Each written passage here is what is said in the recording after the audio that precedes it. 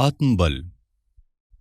विभीषण को लंका का राजपाट संभाले 2 दिन हो गए थे और वह लंका के बहुत से मानचित्र लेकर समुद्र के इस पार राम, सीता, लक्ष्मण से मिलने आए थे।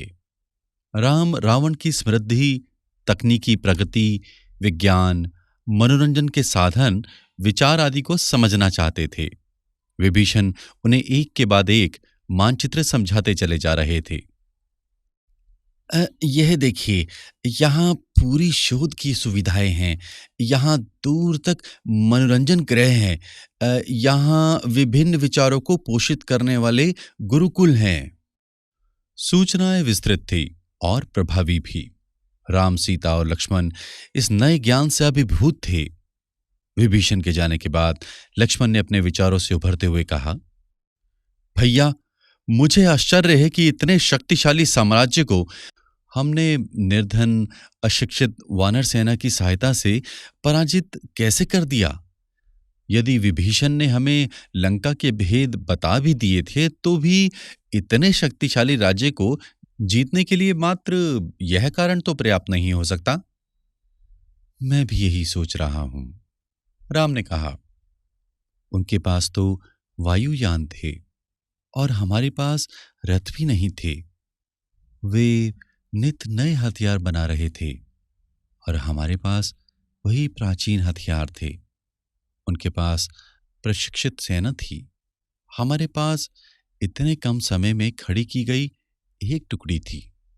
वे अपनी भूमि पर थे और हम घर से दूर थे। यहां तो कुछ भी समान नहीं था। दोनों भाई कुछ पल अपने विचारों में खोए चहलकदमी करते रहे। फिर राम ने अपने विचारों में खोई चुपचाप बैठी सीता से कहा, तुम क्या कहती हो जानकी? तुमने रावण को निकट से देखा है। भले ही वह स्थिति दुखद थी, परंतु आत्मरक्षा के लिए तुम्हें उसका अध्ययन भी करना पड़ा होगा। फिर कुछ पल रुककर कहा, तुम्हें वह किस प्रकार का व्यक्ति प्रतीत हुआ? सीता की आंखों में उसकी स्मृति मात्र से रोष उभर आया।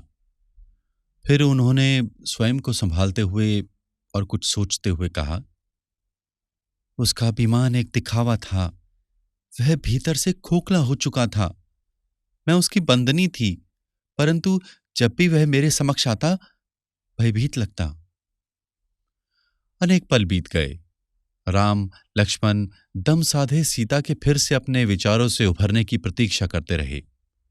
सीता ने खड़े होते हुए कहा, मैं सोचती हूं, आरंभ में एक प्रतिभाशाली राजा अपनी प्रजा को एक स्वप्न देता है, उनके आत्मबल को जगाता है। प्रजा उसे पा आशाओं से भर गतिमान हो उठती है। राजा और प्रजा मिलकर स्वप्न को आकार दे डालते हैं और यहां से जन्म होता है एक अभिमान का, दूसरों पर अपना प्रभुत्व बनाने की कामना का।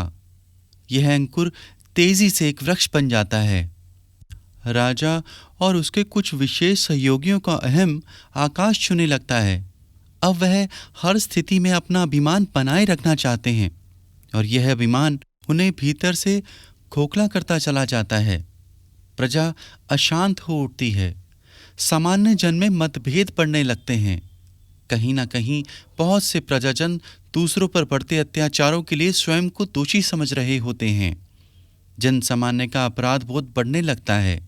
इसलिए उनकी सेना उस सेना के समक्ष क्षीण हो जाती है जो अपने जीवन मूल्यों के लिए लड़ रही होती है। राम मुस्कुरा दिए। सुनने में ये व्याख्या कितनी सरल लगती है, परंतु यह भी तो सत्य है कि जीवन के सभी महान सत्य सरल हैं। मैं यह नहीं कह रही कि ये पूर्ण व्याख्या है, परंतु जब रावण मेरे समक्ष आया तो मैंने अनुभव किया, वह जानता था कि वह गलत है। यदि उसमें अभिमान ना होता तो अपनी त्रुटि को मान अपने जीवन को नए अर्थ दे सकता था, परंतु अभिमान ने उसे वैसा नहीं करने दिया। अपितु उसने अपना सारा ज्ञान, समस्त संपन्नता उस अभिमान को पोषित करने में लगा दी, जिससे उसका चिंतन अस्पष्ट होता गया और वह गलत नीतियां बनाता चला गया।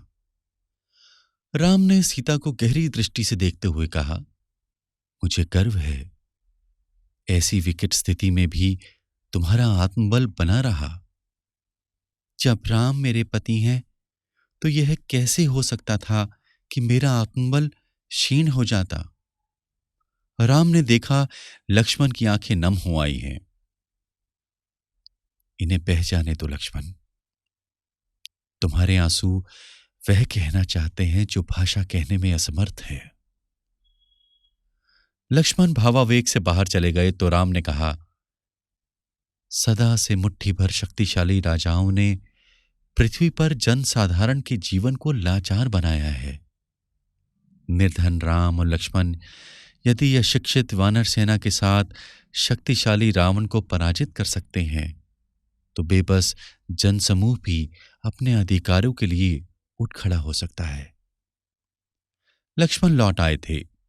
द्वार से ही उन्होंने मुस्कुराकर कहा, हम अयोध्या लौटकर समस्त जनसमूह को यही स्वप्न देंगे। जनसमूह का आत्मबल ही हमारी सच्ची प्रगति होगी। राम और सीता संतोष से मुस्कुरा दिए। तीनों शांत थे, परंतु उनकी धड़कनें जानती थी, उनका स्वप्न एक ही है।